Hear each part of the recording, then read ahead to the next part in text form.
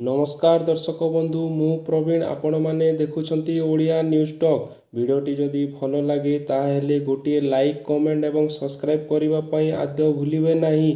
चलो आसंतु राज्य देश तथा विदेश रे रहिथिबा मुख्य खबर उपरे नजर पकाइबा। प्रथम खबर सरकार को पूरिला 2 वर्ष।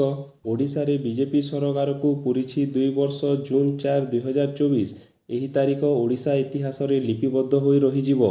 ଯେଉଁଦିନ 24 ବର୍ଷର ବିଜେଡି ସରକାରକୁ କ୍ଷମତାକୁ ହଟାଇ ଗାଦି ଅକ୍ତିଆର କରିଥିଲା ବିଜେପି, ଏହି ବର୍ଷ ପୂର୍ତ୍ତି ଅବସରରେ ବିକଶିତ ଭାରତ ସହିତ ସମୃଦ୍ଧ ଓଡ଼ିଶା ଗଠନର ମହାଯଜ୍ଞରେ ସାମିଲ ହୋଇ ଓଡ଼ିଶାକୁ ସମୃଦ୍ଧିର ଶୀର୍ଷରେ ପହଞ୍ଚାଇବାକୁ ମୁଖ୍ୟମନ୍ତ୍ରୀ ମୋହନ ଚରଣ ମାଝୀ ସମସ୍ତ ରାଜ୍ୟବାସୀଙ୍କୁ ଆହ୍ୱାନ କରିଛନ୍ତି। ମୁଖ୍ୟମନ୍ତ୍ରୀ ସୋସିଆଲ ମିଡ଼ିଆ ଏକ୍ସରେ ଲେଖିଛନ୍ତି, ଜୁନ 4 ତାରିଖ ଓଡ଼ିଶାର ରାଜନୈତିକ ଇତିହାସରେ ଏକ ଯୁଗାନ୍ତରକାରୀ ଓ ଗୌରବମୟ ଦିବସ। ପରବର୍ତ୍ତୀ ଖବର ଥାଇଲାଣ୍ଡରେ ଫସିଛନ୍ତି 4 ଓଡ଼ିଆ ଶ୍ରମିକ। ଥାଇଲାଣ୍ଡରେ ଫସିଛନ୍ତି ଓଡ଼ିଶା ଶ୍ରମିକ। ବିନା ପରିଶ୍ରମରେ କମ୍ପାନୀ କାମ କରାଉଛି। କେନ୍ଦ୍ରାପଡ଼ା ଜିଲ୍ଲାର ରାଉରକେଲା ବ୍ଲକ ଓ ଅଲି ବ୍ଲକର 4 ଜଣ ଶ୍ରମିକ ବିଦେଶରେ ଫସିଛନ୍ତି।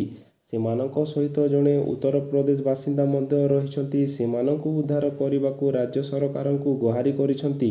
ବର୍ଷ ତଳେ ସେମାନେ ଏକ ପ୍ଲାଏଉଡ୍ କମ୍ପାନୀରେ କାମ କରିବା ପାଇଁ ଥାଇଲାଣ୍ଡ ଯାଇଥିଲେ, କିନ୍ତୁ ଗତ 4 ମାସ ହେବ କମ୍ପାନୀ ସେମାନଙ୍କୁ ଦରମା ଦେଉନାହିଁ କିମ୍ବା ଘରକୁ ଛାଡୁନାହିଁ।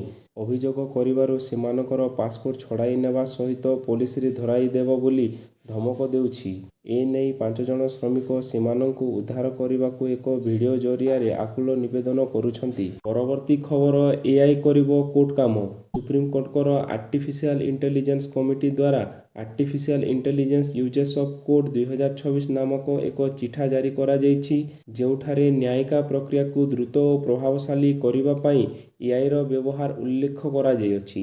ଏହି ଚିଠା ଉପରେ ଆସନ୍ତା ଜୁନ 20 ତାରିଖ ସୁଦ୍ଧା ଦେଶର ସମସ୍ତ ଓକିଲ, ସାଧାରଣ ଜନତା, ନ୍ୟାୟିକ ଅଧିକାରୀ ଓ ଆଇନ ବିଶେଷଜ୍ଞମାନେ ମତାମତ ରଖିବାକୁ କୁହାଯାଇଅଛି।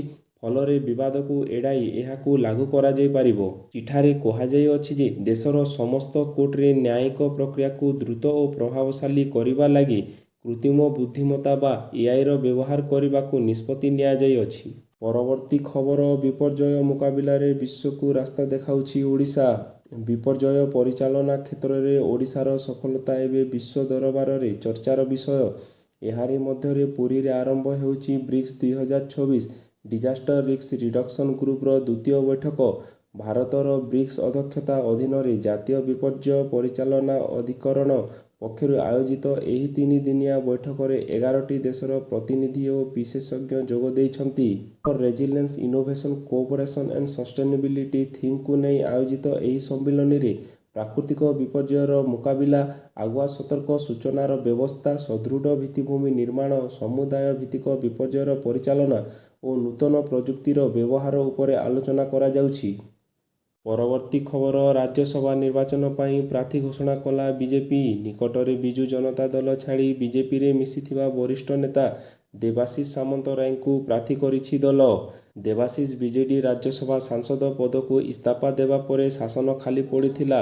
ଏହା ସହିତ ସେ ବିଜେଡିରୁ ଇସ୍ତଫା ଦେଇଥିଲେ। ଦେବାଶିଷଙ୍କୁ ପ୍ରାର୍ଥୀ କରିବା ନେଇ କେନ୍ଦ୍ରୀୟ ବିଜେପି ପକ୍ଷରୁ ସୂଚନା ଦିଆଯାଇଅଛି।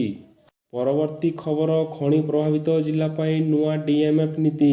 ପ୍ରଭାବ ଆଧାରରେ ହେବ ଅର୍ଥ ବଣ୍ଟନ।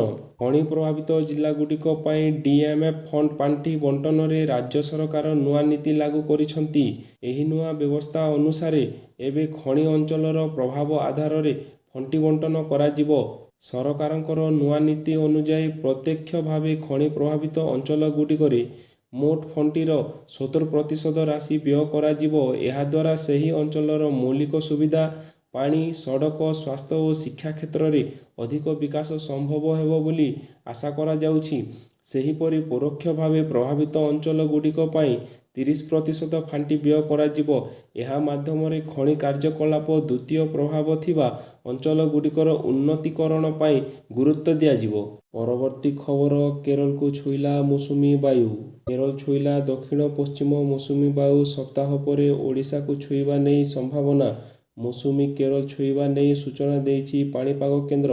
ଏଥର ବିଳମ୍ବରେ କେରଳ ଛୁଇଁଛି ମୌସୁମୀ। ପ୍ରଥମେ ଦକ୍ଷିଣ ପଶ୍ଚିମ ଓ ଦକ୍ଷିଣ ପୂର୍ବ ଅରବ ସାଗର, ଲକ୍ଷାଦ୍ୱୀପ ଦ୍ୱୀପପୁଞ୍ଜର ବିଭିନ୍ନ ସ୍ଥାନକୁ ମୌସୁମୀ ଅଗ୍ରସର ହୋଇଥିଲା।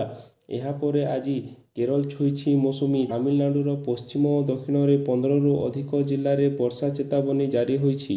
ସେପଟେ ଚଳିତ ବର୍ଷ ମୌସୁମୀ ପ୍ରଭାବ ସମୟରେ ଏଲ୍‌ନିନୋ ସୃଷ୍ଟି ହେବାର ସମ୍ଭାବନା ରହିଛି। ଏଥିଯୋଗୁଁ ଜୁନ୍‌ରୁ ସେପ୍ଟେମ୍ବର ମଧ୍ୟରେ ବର୍ଷାର ପରିମାଣ କମ୍ ରହିବ ବୋଲି ଭାରତୀୟ ପାଣିପାଗ ବିଭାଗ ଆକଳନ କରିଛି।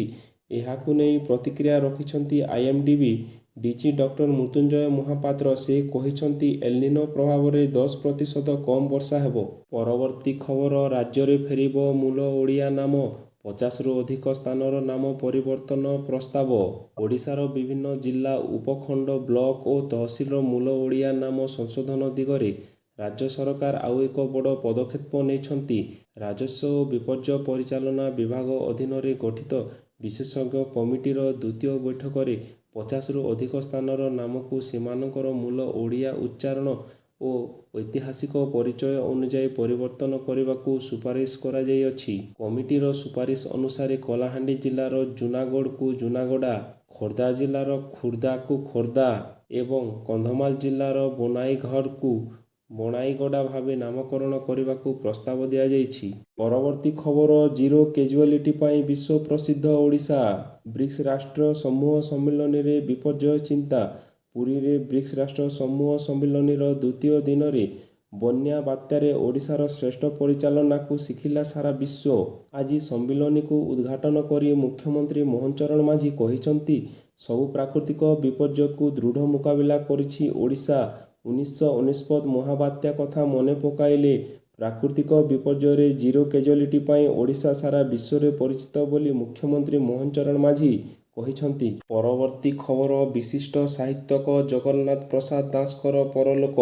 90 ବର୍ଷ ବୟସରେ ଆଖି ବୁଜିଲେ ଜଗନ୍ନାଥ ପ୍ରସାଦ ଦାସ। ଓଡ଼ିଶାର ସାହିତ୍ୟ ଜଗତ ଜଣାଶୁଣା ବ୍ୟକ୍ତିତ୍ୱ ଜେପି ଦାସ।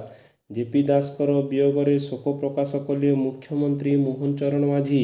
କବି, ନାଟ୍ୟକାର, କଥାକାର, ଚିତ୍ରଶିଳ୍ପୀ ଭାବେ ଜଣାଶୁଣା ଜେପି ଦାସ 1936 ମସିହାରେ ପୁରୀ ଜିଲ୍ଲାରେ ଜନ୍ମଗ୍ରହଣ କରିଥିଲେ।